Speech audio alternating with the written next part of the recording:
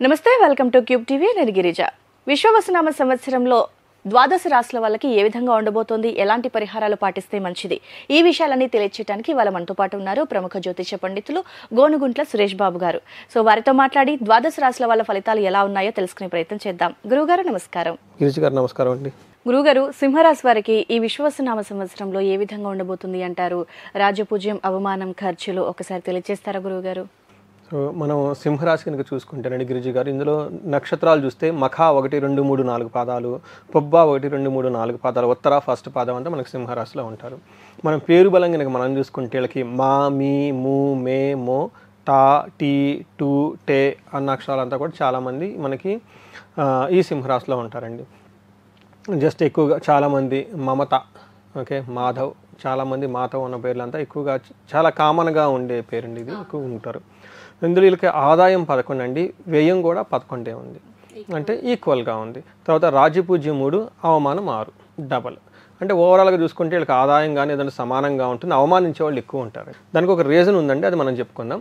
First గ్రహస్థితి కనుక మనం చూసుకుంటే వీళ్ళకి శని మీనరాశిలోను, గురువు వచ్చేటప్పటికి మిథున రాశిలోను, కుంభరాశిలో రాహువు, కేతు వచ్చేటప్పటికి సింహరాశిలో ఉన్నారండి. ఈ యొక్క 4 గ్రహాల యొక్క స్థితిని బట్టి సింహరాశి వాళ్ళకి ఎలా ఉందో చూద్దాం. మనకేం చెప్తారంటేనండి, వాళ్ళకి సూక్ష్మ గోచారం, లఘు గోచారం అన్న కాన్సెప్ట్ కనుక చూసుకుంటే ఇందులో స్వల్ప దుఃఖ నిశ్చయం అంటే స్థాన ప్రాప్తి, వాదం, హాని అని చెప్తారు మనకి. అంటే మనకేం చెప్తారంటే ఈ సింహరాశి వాళ్ళకి ఏమంటారు, చైన్ ఆఫ్ మిజరీస్, అంటే ఒక ప్రాబ్లం అయితే ఇంకోటి, ఒక ప్రాబ్లం అయితే ఇంకోటి చేసింగ్ లాగా ఉంటుందండి. స్థాన ప్రాప్తి, ఈ ఉద్యోగంలో కానివ్వండి ప్రమోషన్స్ వచ్చే అవకాశం ఎక్కువగా ఉంటుంది. 7వ ఇంట్లో రాహు ఉండటం వల్ల వాదం, గొడవలు ఎక్కువగా పడుతూ ఉండే అవకాశం ఎక్కువగా ఉంటుంది. తర్వాత పెయిన్, శారీరకంగా బాధలు, పెయిన్ ఉండే అవకాశం ఎక్కువగా ఉంది. ఇది సూక్ష్మంగా చెప్పుకుంటే వీళ్ళకి ఏదో ఒక విషయంలో ఎప్పుడు బాధపడుతూ ఉంటారు. రెండోది ధన ప్రవాహం అయితే చాలా బాగుంది, వేరే వాళ్ళతో గొడవలు అయ్యే అవకాశం ఎక్కువగా ఉంది. శారీరకంగా వీళ్ళకి కొంచెం హెల్త్ విషయంలో కాంప్లికేషన్స్ ఉండే అవకాశం చాలా ఎక్కువ ఉంది. సింహరాశి వాళ్ళకి కొంచెం స్పెషల్గా అటెన్షన్ పే చేయాల్సిన అవసరం చాలా ఉంది. ఎందుకు అంటే ఈ రాశి వాళ్ళకి అష్టమ శని స్టార్ట్ అవుతుందండి. సింహరాశి వాళ్ళకి ఎప్పుడైతే అష్టమ శని వస్తుందో దాన్ని ఏమంటారంటే అష్ట కష్టాలు అంటారు. అందుకే జన్మరాశి నుంచి కరెక్ట్గా కౌంట్ చేసుకుంటూ వెళ్ళిపోతే 8th ప్లేస్లో అంటే మీనరాశిలో శని ఉండటం వల్ల మీరు సింహం నుంచి కౌంట్ చేసుకుంటూ పోతే 8th హౌస్లో శని ఉన్నారు. ఈ కాంబినేషను వీళ్ళకి అష్ట కష్టాలు తెచ్చిపెడుతుంది, అష్టమ శని అంటారు. మనకి మహర్షులు ఏం చెప్తారంటే నానా కార్య విరోధచ్చ వ్యాధి పీడం ధనక్షయం అపమృత్యు భయ ప్రాప్తి రాష్ట్రమత్యేద్ భవేత్ శని అని చెప్తారనమాట.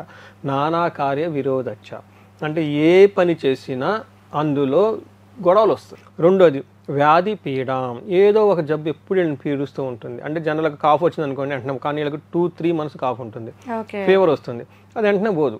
అది 3-4 months ఫీవర్ వస్తూనే పోతూనే ఉంటుంది, అది జనాలకు అర్థం కాదు ఏంటనేది. అందుకే ధనక్షయం, అప్పటిదాకా వీళ్ళకి బ్యాంక్ బ్యాలెన్స్లు కానీ ఏమని అనుకుంటే ఒక 10 ఏళ్ల నుంచి కష్టపడి దాచుకున్న ధనం అంతా ఏదైనా ఉన్నా, 10 ఏళ్ల నుంచి దాచుకున్న ఏదైనా ఉన్నా మొత్తం కరిగిపోతుంది. అందుకే చాలా జాగ్రత్తగా ఉండాలి. అపమృత్యు భయం, ఎప్పుడు చనిపోతామో, ఉంటామా పోతామా, ఈ టైప్ మృత్యు భయం ఇలా పట్టుకొని ఎంట పడుతూ ఉంటుందండి. అందుకని భయప్రాప్తి. తర్వాత అష్టమతే 8వ ఇంట్లో ఉండడం, అంతేకాకుండా 10వ ఇంట్లో ఆస్పెక్ట్గా శని దృష్టి ఉండటం వల్ల ఏమందంటే ప్రొఫెషనల్ రిలేటెడ్ మ్యాటర్స్లో ఎంత కష్టపడినా కష్టమే మిగులుతుంది తప్ప లాభం ఉండదు. తర్వాత మనీ లాస్ అవుతుంది, ఎంప్లాయ్మెంట్ లాస్, వీళ్ళకి జాబులు కూడా ఖచ్చితంగా మారుతారు.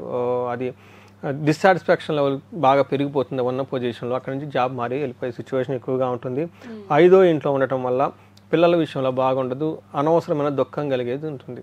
అందుకని అష్టమ శని అష్ట కష్టాలను తెస్తుంది అంటారు. సో అయితే గురుగారు, ఇది సింహరాశి వారికి అష్టమ శని అంటే మనకి 2.5 ఏళ్ళు ఉంటుంది అంటారా గురుగారు? కరెక్ట్ అండి, ఖచ్చితంగా. ఎందుకంటే శని ఆ పేరులోనే ఉందండి. శని అంటే సాంస్క్రిట్ శని, ఇంగ్లీష్లో దాన్ని స్లో, లేట్. అంటే మూన్ చాలా ఫాస్ట్ అండి. ఒక రాశి నుంచి ఇంకో రాశి మారడానికి మూన్కి 2.5 రోజు పడుతుంది, 2 రోజుల పావు రోజు పడుతుంది. శని అదే రాశి మారడానికి 2.5 సంవత్సరం పడుతుంది. అందుకని శని అంటే లేట్. చర అంటే మూవ్ అనమాట, అందుకని శనిచ్చరుడు అంటనమాట, అంటే స్లోగా మూవ్ అయ్యే ప్లానెట్ అనమాట. అయితే జన్మరాశి నుంచి 8వ ఇంట్లో ఏ ప్లానెట్ ఉన్నా మంచిది కాదు, ఆ ప్లానెట్కి సంబంధించిన ఏ గ్రహ కారకతలు దెబ్బతింటాయి. అయితే శని 2.5 సంవత్సరం అక్కడే ఉంటారు కాబట్టి, శని పాపగ్రహం కాబట్టి చాలా ఇబ్బంది పెడతారు. అందుకని చెప్పేసి ఇవి వీళ్ళకి చాలా ప్రిపేర్డ్గా ఉండాలండి సింహరాశి వాళ్ళు, లేదంటే చాలా ఇబ్బందులు పడిపోతారు. ఓకే. ఎందుకంటే వీళ్ళు ఇంటర్వ్యూ కనుక చేసుకుంటే ఈ సింహరాశి వాళ్ళు మనకి లైవ్లో ఎవరైనా చూస్తున్న వాళ్ళు ఉంటే ఒక క్వశ్చనర్ లాగా తీసుకొని కర్కాటక రాశి వాళ్ళు ఇబ్బందులు పడుతున్నారు, వాళ్ళ చుట్టూ ఉన్న ఒక 10 మందినో 6గురినో అసలు లాస్ట్ 2 years వాళ్ళ లైఫ్ ఎలా ఉంది, ఏం జరిగింది అని వాళ్ళ ఇంటర్వ్యూ తీసుకొని ఒక ఫీడ్బ్యాక్ లాగా తీసుకుంటే వీళ్ళకి అష్టమ శని ఏంటంటే తెలుస్తుంది. ఎందుకంటే వాళ్ళది ఫేస్ చేసి అయిపోయింది, వీళ్ళది స్టార్ట్ అవుతుంది.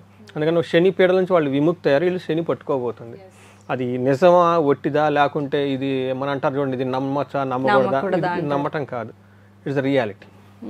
దాన్ని తెలుసుకోవాలంటే కర్కాటక రాశి వాళ్ళ దగ్గరికి వెళ్ళిపోయి పట్టుకొని వాళ్ళు ఇంటర్వ్యూ లాగా చేసి వాళ్ళు కామెంట్ రూమ్ వాళ్ళు ఇక్కడ పెడితే చదువుకొని వేరే వాళ్ళు ముందుకు అలర్ట్ అవుతారు. ఆ పుణ్యం వీళ్ళకి వస్తుంది. ఎందుకంటే చలాకపోయి ఇబ్బందులు పడే వాళ్ళకంటే వీళ్ళు తెలుసుకొని అలర్ట్ అయ్యి ప్రమాదాల నుంచి బయటపడతారు. కాబట్టి ఒక మనిషిని ప్రమాదాల నుంచి రక్షించిన పుణ్యం మీకు వస్తుంది. అయితే గురుగారు, మరి శని స్టార్ట్ అవబోతుంది అని అంటున్నారు కదా, సో మనకి ఉగాది రోజే మనకి గ్రహాల మార్పు అనేది జరుగుతుంది కదా, సో అదే రోజు నుంచి స్టార్ట్ అయిపోతుంది అంటారా? అదే రోజు స్టార్ట్ అయిపోతుందండి. అంటే మరి సినిమాలో చూపించినట్టు కాదు, దాని ఎఫెక్ట్ స్లోగా పడుతూ ఉంటుంది. అది స్లోగా మూవ్ అయ్యకుంది, ఒక్కోటి స్టార్ట్ అయిపోతూ ఉంటుంది అనమాట. బట్ అదేమంటే మనకి ఎలా ఉంటుందంటే ఇవి శని ఒక రాశిలోంచి చేరినప్పుడు జస్ట్ స్మాల్ బేబీ పుడతాడు కదండి, ఎఫెక్ట్ ఉంటుంది చిన్నది. అలా ప్లానెట్ కూడా ఒక రాశిలో వెంటనే దాని ఎఫెక్ట్ చాలా స్లోగా ఉంటుంది. అది ప్రోగ్రెస్ అంటారు, అది మూవ్ అయితే కుంది దాని యొక్క ఇంపాక్ట్ కూడా పెరిగిపోతూ ఉంటుంది అనమాట. కరెక్ట్ గా మధ్య ప్లేస్ లో వచ్చేటప్పుడు చాలా స్ట్రాంగ్ యంగ్, అలానే రాశి వదిలిపెట్టిపోయేటప్పుడు మళ్ళా ముసలోడు, పుట్టిన బేబీ ఎలా ఎగ్జిట్ అయిపోతుందో ఈ ప్లానెట్ కూడా 0 degreeతో స్టార్ట్ అయ్యి 30 degreesకి మారిపోతూ ఉంటుంది. కాబట్టి ఆ మారేటప్పుడు కూడాను అది బాల్యావస్థ, కౌమారావస్థ, యవ్వనం, మనకి ఎలా అవస్థలు ఉన్నాయో ప్లానెట్స్ కూడా 6 అవస్థలు ఉంటాయి. లాస్ట్లో మృతావస్థ, లాస్ట్ డిగ్రీస్లో ఉంటే వాళ్ళకి ఏం చేయరు, ఆల్మోస్ట్ నో ఎఫెక్ట్ అనమాట. ఇప్పుడు ఆల్రెడీ కర్కాటక రాశి వాళ్ళు అనుకోండి, లాస్ట్ 2 months 3 months నుంచి బాగానే ఉంటుంది. మకర రాశి వాళ్ళకి వదిలేట్టిపోతున్నారు, లాస్ట్ 5 months 6 months నుంచి నార్మలే, అంత పెద్ద ఇబ్బంది ఏముండదు అనమాట. అంటే వాళ్ళకి మధ్యలో ఉన్నప్పుడు దాని యొక్క ఇంపాక్ట్ ఎక్కువ ఉంటుంది, స్టార్టింగ్ ఎండింగ్ తక్కువగా ఉంటుంది. ఓకే. తర్వాత మనకి గురువు వచ్చేటప్పటికి వీళ్ళకి 11th హౌస్లో ఉన్న కొంచెం విపరీత వేద ఉండటం వల్ల గురువు తన యొక్క ఇచ్చే మంచి రిజల్ట్ని గురువు ఇవ్వడం. అయితే ఏమవుతుందంటే వీళ్ళకి 3వ ఇంట్లో ఆస్పెక్ట్ ఉండడం వల్ల బ్రదర్స్ నుంచి సిస్టర్ నుంచి మంచి సపోర్ట్ వస్తుంది. వీళ్ళకి మ్యారేజ్ విషయంలో చాలా అనుకూలంగా ఉంటుంది. అయితే గురువు 11th హౌస్లో ఉండటం వల్ల ఏమవుతుందంటే మనకి మహర్షులు ఏం చెప్తారంటే యశోవృద్ధి, కీర్తి ప్రతిష్టలు బాగా పెరుగుతాయంటే బలం తేజం, బలంగా ఉంటారు. సర్వత్ర విజయం సుఖం, చక్కగా విజయము సుఖము ఉంటుంది. శత్రువులు అనే వాళ్ళు ఉండరు.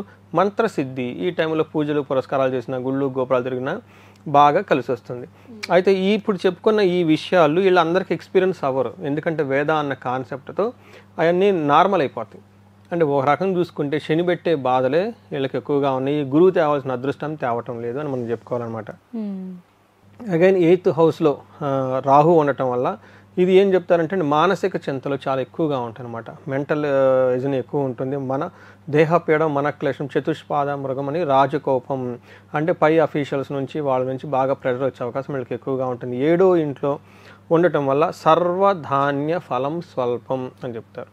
అంటే 7వ ఇంట్లో ఉండటం వల్ల ఏమవుతుందంటే గమన హృదయంలో ఎక్కువగా ఇటు అటు ట్రావెల్ చేయటము, తర్వాత ఏదైనా కనుక పని చేస్తే అందులో లాభం కొంచెం ఉంటుంది, వాళ్ళకి ఎక్కువ ఉండదు అనమాట. అందుకని చెప్పేసి 7వ రాహు యావరేజ్ మిక్స్డ్ అనమాట, పెద్ద ఇబ్బంది పెట్టడం అలానే ఇచ్చారు. బట్ వాళ్ళకి కష్టపడింది ఎందుకంటే రిజల్ట్ రావాలి, రిజల్ట్ అయితే వస్తుంది కానీ కొంచెం రిజల్ట్ వస్తుంది. సర్వధన ఫలం స్వల్పం, గమన హృదయం, ఎక్కువగా ట్రావెల్ చేస్తూ ఉంటారు అనమాట ఈ టైంలో. తర్వాత ఇవి మనకి రాహు వల్ల పెట్టే బాధలని మనం చెప్పుకోవాలి. ఈ ప్రకారం కనుక చూసుకుంటే వాళ్ళ హోల్ ఇయర్ వాళ్ళకి ఎలా ఉందో అర్థమవుతుంది. మెయిన్ జాగ్రత్తగా ఉండాల్సింది అష్టమ శని నుంచి. ఓకే గురుగారు, అయితే మరి సింహరాశి వాళ్ళకి అంటే మనం శని స్టార్ట్ అయిందంటేనే తెలుస్తుంది రాశిలో ఉన్న వాళ్ళకి పరిస్థితి ఎలా ఉండబోతుంది అని, ఎలాంటి పరిహారం పాటిస్తే అట్లీస్ట్ ఆ సమస్యల నుంచి కాస్తైనా విముక్తి పొందే అవకాశం ఉంటుంది అంటారు గురుగారు? వీళ్ళకి అష్టమ శని బాగా ఇబ్బంది పెట్టిపోతుందండి. పరిహారాలు 2 రకాలు, ఒకటి ప్రాక్టికల్గా, 2 ఆధ్యాత్మికంగా, 3వది వీళ్ళ లైఫ్ స్టైల్. 3 విధంగా ఉంటుంది. ఫస్ట్ ప్రాక్టికల్గా కనుక చూస్తే డబ్బు ధనక్షయం, ధనం పోతుంది కాబట్టి కొత్తగా వచ్చిన వాళ్ళని నమ్మటం, కొత్త ప్రాజెక్ట్స్లు తీసుకోవటం, కొత్తగా ఎక్స్పెరిమెంట్లు చేస్తే డబ్బు అంతా పోతుంది. డబ్బు బయటకు తీసారా డబ్బు పోతుంది, చెడ్డ పేరు వస్తుంది. ఓకే. అందుకని చెప్పి డబ్బు లాక్ చేసుకుని బయట పెట్టేయటమే. అది కనపడకుండా కీ ఎక్కడ దాచిపెట్టుకుంటే 2.5 సంవత్సరం డబ్బులు పోకుండా ఉంటాయి. రెండోది, ఏదైనా పని చేస్తూ ఉంటే అందులో రిజల్ట్ ఉండదు. అందుకని చెప్పేసి రిజల్ట్ ఉంటే లేదు లాభం లేదు, ముందు నడుస్తుంది కదా సింపుల్గా ఏదో పని చేసుకుంటూ వెళ్ళిపోండి, టైం పాస్ చేయండి. ఓకే, కొత్త కొత్త ఎక్సైటింగ్ ఆఫర్ లాంటి ఏమి తీసుకోకూడదు, అందులో కూడా రిజల్ట్ రాదు. కొంతమంది ఈ భార్యను వదిలేసి మళ్ళీ పెళ్లి చేసుకుంటారు, చెబుతున్నా ఆమె డబ్బలు ఇంకా టార్చర్ పెట్టిద్దాము, ఉన్నదే బెటర్ అదనమాట. అందుకని కొంతమంది జాబ్ ఉంటుంది, ఈ బాస్ అప్పటిదాకా పాపం లగ్జరీ అనుభవించాడు కదండి, ఈ రాంగ్ అని అనుకుంటే మా బాస్ మంచోడు అనుకుంటాడు, ఈయనకు సరిగా శని బట్టి ఈయన గ్రహించాడు బాబు, మా బాస్ నాకు చేయట్లేదు, నాకు అవమానం జరిగింది ధూమ్ అని చెప్పి జాబ్ వదిలేస్తారు. పోనీ కొత్త జాబ్ బాగుంటే అది దీని తాత ఇంకా ఇబ్బంది పెడతాడు. ఉన్నదే బెటర్ అట్లీస్ట్. ఇలాంటి ఎక్స్పెరిమెంట్లు ఏమీ చేయకుండా టైం బాగలేదు కాబట్టి చక్కగా ఆధ్యాత్మికంగా ఉండటం, వేరే వాళ్ళతో మీరు రియాక్ట్ కాకండి. ఓకే ఓకే, అంతే కదా, ఎవడు అనుకుంటాడు. అందుకని మీరు రియాక్టివ్ పర్సనాలిటీగా ఉండకుండా ప్రోయాక్టివ్ పర్సనాలిటీగా ఉండాలి. మీరు చేయాల్సిన పని జాగ్రత్తగా బుద్ధిగా చేసుకోవటం, ఎదుటి వాళ్ళు అప్రిషియేట్ చేస్తే వెళ్ళండి గుడ్, క్రిటిసైజ్ చేస్తే డోంట్ కేర్, ఇలా పని చేసుకుంటూ వెళ్ళిపోవాలి. మనీ విషయంలో జాగ్రత్తగా ఉండాలి. నమ్మిన వాళ్ళు మోసం చేస్తారు, అసలు నమ్మటం ఎందుకు ఫస్ట్, అసలు మనుషులు నమ్మటమే మానేయమని చెప్పాలి. 2.5 ఏళ్ళు మీరు చేయాల్సిన పనులు చేసుకుంటూ వెళ్ళిపోండి అంతే. నమ్మకం ఉంది ఏముంది, ఎవరో ఉన్నారు వాళ్ళకైతే ఇబ్బందులు ఉన్నారు, మీరు చేయగలిగి కొంచెం చేసిపోయింది అంతే అంతే. ఓకే, వాళ్ళు ఏదో బ్లూ మూన్ చూపించేసి ఇది అది చూపించేసి ఆన్లైన్ బెట్టింగ్లు అవే వచ్చేస్తున్నాయి కదండి, ఓవర్ నైట్లో ఇంత అయిపోతారు అంత అయిపోతారని వాళ్ళు నమ్మటం ఎందుకు, పెట్టుకోవటం ఎందుకు, పోగొట్టుకోవటం అంతే. అంతే కదండి. నిజంగా ఏమైనా చేయాలనిపిస్తే 10 మందికి హెల్ప్ చేయాలనుకుంటే అన్నం పెట్టండి, దానాలు చేయండి, ధర్మాలు చదివండి. కొంతమంది ఇబ్బందుల్లో ఉంటారు, పిల్లల్ని చదివించుకునే పరిస్థితుల్లో డైరెక్ట్గా పోయి ఫీజులు కట్టండి. ఓకే, ఏదైనా ఫంక్షన్ చేయండి, సత్యనారాయణ స్వామి వ్రతమో ఏదో, వచ్చిన వాళ్ళకి 10 మందికి భోజనం పెట్టండి. ఇది డబ్బు పోయిందనేది ఏమి ఉండదండి, అది సాటిస్ఫాక్షన్ ఉంటుంది. ఎప్పుడు పోతాయి అంటే ఇందాక చెప్పుకున్నట్లు అవి చేస్తే పోతాయి అనమాట. అందుకని ఇలా లైఫ్ స్టైల్ చాలా కేర్ఫుల్గా హోలిస్టిక్గా ఉండడం చాలా చాలా ఇంపార్టెంట్ అండి. ఓకే గురుగారు, అయితే విశ్వవసునామ సంవత్సరంలో సింహరాశి వాళ్ళు చాలా జాగ్రత్తగా ఉండాలి అండ్ చేయాల్సినటువంటి పరిహారాన్ని కూడా చాలా చక్కగా తెలియజేశారు గురువు గారు. ధన్యవాదాలు. ధన్యవాదాలు.